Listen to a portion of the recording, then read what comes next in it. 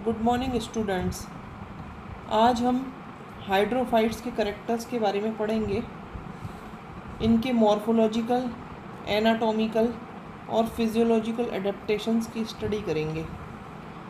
Morphological मतलब जो आकारिकी अनुकूलन होते हैं। इसमें अपन जड़, तने और पत्तियों में क्या क्या आकारिकी अनुकूलन होते हैं उनके बारे में जानते हैं। सबसे पहले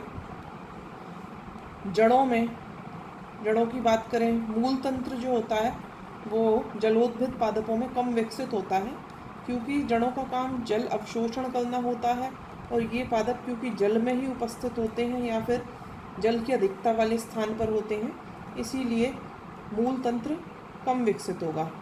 कुछ प्लांट ऐसे होते हैं जैसे सिरेटोफिलम है, साल्विनिया है, अजोला है, इनमें जड़ें पाई जाती हैं।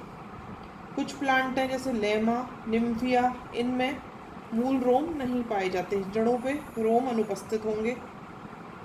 जो स्थलीय पादप होते हैं उनमें जड़ों के ऊपर रूट कैप पाई जाती है, परंतु जलीय पादपों में रूट कैप के स्थान पर रूट पॉकेट्स पाई जाती हैं। कुछ पादप हैं जैसे लेमा, इनमें एक ही जड़ पाई जाती है जो अवशोषण नहीं करती। जल अवशोषण के स्थान पर उसका काम पौधे के संतुलन को बनाए रखना होता है। क्योंकि ये पादप जल में पाए जाते हैं, इसलिए इनकी पूरी जो बॉडी होती है वो कंप्लीट प्लांट बॉडी ही जल का एब्जॉर्प्शन या अवशोषण करती है। इसके अलावा कुछ पादपों में प्रकाश संश्लेषण तथा श्वसन के लिए जो जड़ें होती हैं वो रूपांतरित हो जाती हैं। जैसे अपन ने सिंघाड़ा देखा हुआ है, सिंघाड़े में जो जड़ें होती हैं वो हरी हो जाती हैं और प्रकाश संश्लेषण का कार्य करती हैं।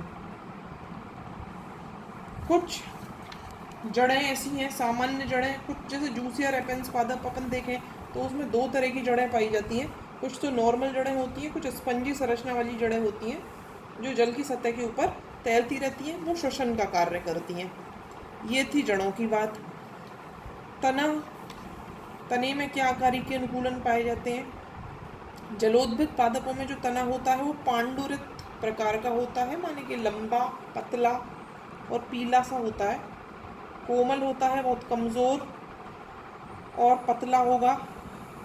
सॉफ्ट तना पाया जाता है, कठोरता नहीं होती है उसमें। और इसका कारण क्या है? इसका कारण ये है कि जो जल होता है, जल में प्रकाश की तीव्रता कम होती है, कम मात्रा में प्रकाश जल के भीतर तक पहुंच पाता है, इसीलिए तने जो होते हैं वो कमज़ोर रह जाते हैं। कुछ निमग्न पादप ऐसे होते हैं जैसे एलोडिया इत्यादि, पोटेमोजेटोन, इनमें यदि अपन देखेंगे तो तना लचीला नज़र आएगा, गोल नज़र आता है। इसके अलावा जो होंगे लेमा, साल्विनिया, ऐसे पादप हैं जिनमें कि तना जो होता है बहुत कम विकसित होता है। कुछ ऐसे जलीय पादप हैं जो कीचड़ में पाए जाते हैं, उनमें तना या तो प्रकंद के रूप में या फिर रनर के रूप में होता है। पत्तियों में क्या आकारिकी अनुकूलन पाए जाते हैं। पत्तियां जो होती हैं वो धागे के समान होती हैं, कटी फटी प्रकार की पत्तियां पाई जाती हैं, जिससे कि जल के बहाव के प्रति वो कम से कम गतिरोध उत्पन्न कर सकें। इसके अलावा जैसे वेलिस्नेरिया अपन देखें तो वेलिस्नेरिया में पत्तियां जो होती हैं वो बिल्कुल बहुत लंबी लंबी और रिबन के आकार की हो जाती हैं। कुछ निमग्न पौधे ऐसे होते हैं जलीय पादप जिनमें विषम पर्णता पाई जाती है, यानी अलग अलग तरह की पत्तियां मिलती हैं। जो पत्तियां जल के भीतर डूबी रहती हैं वो तो सरल प्रकार की होती हैं और अच्छी विकसित होती हैं, और कुछ जो होती हैं वो बाहर की ओर निकली हुई रहती हैं। जो प्लवमान पौधे होते हैं जो तैरते रहते हैं पानी में, उनकी पत्तियां लंबी होती हैं, बेलनाकार होती हैं और गहरे हरे रंग की हो जाती हैं। अब बात करें शारीरिकी अनुकूलन की, मतलब एनाटॉमिकल कैरेक्टर्स, उनके एनाटॉमी में क्या जो रूपांतरण है वो मिलते हैं। जड़ों में देखें सबसे पहले तो जड़ों में जो क्यूटिकल होती है वो या तो पूरी तरह अनुपस्थित होती है, और यदि मान लीजिए उपस्थित हुई तो पतली और कम विकसित होगी। इसका कारण ये है कि जो क्यूटिकल होती है वो जल की हानि को रोकती है वाष्पोत्सर्जन द्वारा, और क्योंकि ये पूरी तरह से जल में डूबे हुए रहते हैं तो इसीलिए इनमें वाष्पोत्सर्जन द्वारा जल की हानि नहीं होती है। क्यूटिकल के बाद फिर एपिडर्मिस की बात आई। जड़ों में जो एपिडर्मिस होती है वो सिंगल लेयर्ड होती है, और मृदुत की कोशिकाओं से निर्मित होती है, पेरेन्काइमेटस सेल से बनी हुई होती है। फिर कॉर्टेक्स देखें, कॉर्टेक्स जो होती है वो बहुत अच्छी विकसित होती है, वो भी पतली झिल्ली वाली मृदुत की कोशिकाओं से ही बनी होती है, लेकिन उसमें ज़्यादातर वायु गुहिकाएँ पाई जाती हैं, मतलब एरेनकाइमा वायु ऊतक जो होता है वो पाया जाता है। उसका कारण ये है कि जल के बहाव के साथ जो तना होता है वो मुड़ सकता है, जिस भी दिशा में जल का बहाव है उस दिशा में मुड़ जाता है। एक तो उत्प्लावकता मिलती है, दूसरा जो गैसियस एक्सचेंज होता है वो भी इन वायु ऊतकों के कारण अच्छे से संभव हो पाता है। संवहन ऊतक जो होते हैं वो पूरी तरीके से विकसित नहीं होते हैं, क्योंकि वो पहले ही जल में रह रहे हैं, तो जाइलम कम विकसित होगा उनमें। जाइलम का काम जल का संचरण करना होता है। अब क्योंकि ये पूरी तरह से जल में डूबे हुए हैं, तो इनकी जो पूरी बॉडी होती है वही वाटर का डायरेक्टली एब्जॉर्प्शन कर लेती है, इसीलिए जाइलम वगैरह कम विकसित पाए जाएंगे। जाइलम में वाहिकाएं जो होती हैं उनकी मात्रा भी कम होगी, और वाहिनिकाएं जो होंगी वो पाई जाएंगी, वाहिनिकाएं उपस्थित होंगी उनमें। इसके अलावा जो होंगे कुछ, वैसे तो इन पादपों में यांत्रिक ऊतक नहीं होते, लेकिन कुछ पादप ऐसे हैं जलोद्भिद में अपन देखें, जैसे टाइफा है, तो टाइफा में यांत्रिक ऊतक उपस्थित होते हैं। इसके अलावा जो टाइफा में मज्जा की कोशिकाएं होती हैं वो भी दृढ़ोत्तकी प्रकार की होती हैं। तने में देखें, तने में क्या एनाटॉमिकल अडेप्टेशंस पाए जाते हैं, करीब करीब वही हैं। तने में भी क्यूटिकल अनुपस्थित होती है, या फिर कम विकसित होगी, पतली होगी। तने की एपिडर्मिस जो होती है वो भी मृदुत की कोशिकाओं से निर्मित होती है। इसके अलावा जो निमग्न रूप है, जैसे हाइड्रोला पोटेमोजिटॉन देखें, उनमें हाइपोडर्मिस बिल्कुल एब्सेंट होती है, लेकिन जो तैरने वाले रूप है जिन्हें अपन प्लावी रूप कहते हैं, उनमें मृदुत होते हैं, हाइपोडर्मिस मृदुत की होगी। इसके अलावा कॉर्टेक्स जो होगा वो बहुत अच्छा विकसित होगा, वो भी मृदुत की प्रकार का होगा, इसमें भी वायु गुहिकाएं उपस्थित होंगी, और इसकी कोशिकाओं में क्लोरोप्लास्ट पाया जाएगा। जो एंडोडर्मिस होती है वो पाई जाएगी। वेस्कुलर बंडल्स जो होते हैं उनमें बंडल शीत नहीं पाई जाती है, जैसे जीरोफिटिक प्लांट्स होते हैं उनमें तो बंडल शीत उपस्थित होती है, लेकिन हाइड्रोफाइट्स में एब्सेंट होती है।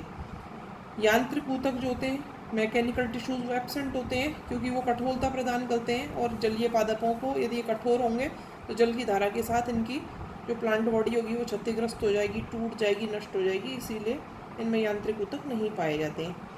पत्तियों की बात करें तो पत्तियां जैसे एनाकेरस, पोटेमोजिटॉन, इस तरीके के जो निमग्न रूप होते हैं, जो सबमर्ज्ड होते हैं, जो डूबे रहते हैं पानी में, उनमें क्यूटिकल नहीं पाई जाती, एब्सेंट होती है। परंतु जो प्लावी, जो तैरने वाले फ्लोटिंग फॉर्म्स होती हैं, जैसे निम्फिया है, तो उनमें सुविकसित नहीं होती है, तो केवल ऊपर की तरफ ही होगी और पतली होगी, क्योंकि वो हिस्सा जो होगा वो जल के बाहर की तरफ निकला रहेगा। इसके अलावा जो अपन देखें, एपिडर्मिस जो होती है वो भी क्लोरोप्लास्ट वाली महीन झिल्ली युक्त कोशिकाओं से निर्मित होती है। स्ट्रोमेटा की बात करें तो जो डूबे हुए पादप होते हैं, जैसे एनाकैरिसा, पोटेमोजिटॉन, तो इनमें तो रंध्र की कोई आवश्यकता ही नहीं होती, क्योंकि रंध्र जल की हानि रोकते हैं, वो पहले ही पानी के भीतर डूबा हुआ है, तो रंध्र नहीं होते। लेकिन जो तैर रहा है पानी के ऊपर, जिसकी पत्तियों का एक हिस्सा जल से संपर्क में, एक हिस्सा ऊपर वायुमंडल के संपर्क में, उनमें रंध्र केवल पर्ण की ऊपरी सतह पर ही पाए जाते हैं। और जो मध्योतक की बात अपन करें तो जो निमग्न पादप हैं, जो सबमर्ज्ड हैं, उनमें मध्योतक अविभेदित होती है, यानी पेलिसेड स्पॉन्जी में विभेदित नहीं रहती, लेकिन जो प्लावी होते हैं जैसे निम्फिया, उनमें हम्ब और स्पॉन्जी में, यानी पेलिसेड और स्पॉन्जी में विभेदन पाया जाता है। इनमें भी वायु गुहिकाएँ उपस्थित होती हैं।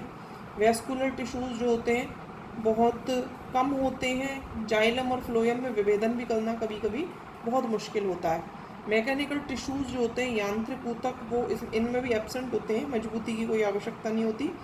इसके अलावा कुछ जलोद्भिद ऐसे हैं जिनमें बहुत अच्छी पर्णवृंत या पीटियोल्स पाए जाते हैं, उनमें भी जो पर्णवृंत होगा उसको अपन देखें तो उसकी संरचना में भी वही लक्षण होते हैं जो अभी अपन ने तने वगैरह में देखे, कि वायु ऊतक की अधिकता होगी, कोशिकाएं महीन झिल्ली युक्त होंगी, संवहन ऊतकों में विभेदन में कमी होगी, और जो यांत्रिक ऊतक वगैरह जो होंगे वो नहीं पाए जाएंगे।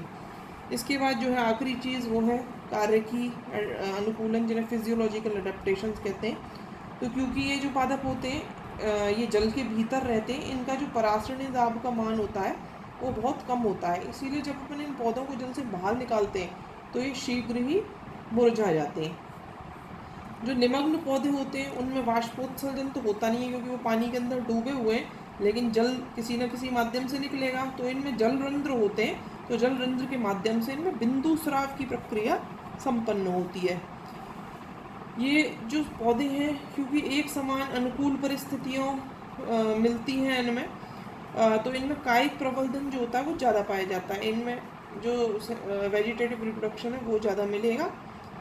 और वेजिटेटिव रिप्रोडक्शन जो होगा वो भी फ्रेगमेंटेशन, जैसे अपन खंडन कहते हैं, जैसे कि खंड में टूट गया और प्रत्येक खंड से नया जो पादप है उसका विकास हो गया, इस तरीके से। जैसे एलोडिया है उसमें फ्रेगमेंटेशन द्वारा कायिक जनन होता है, या फिर ऊपरी भूस्थारी जैसे रनर कहते हैं अपन, उसके द्वारा भी जनन पाया जाता है। जैसे आइकोनिया है, इनमें रनर के द्वारा होता है। Thank you.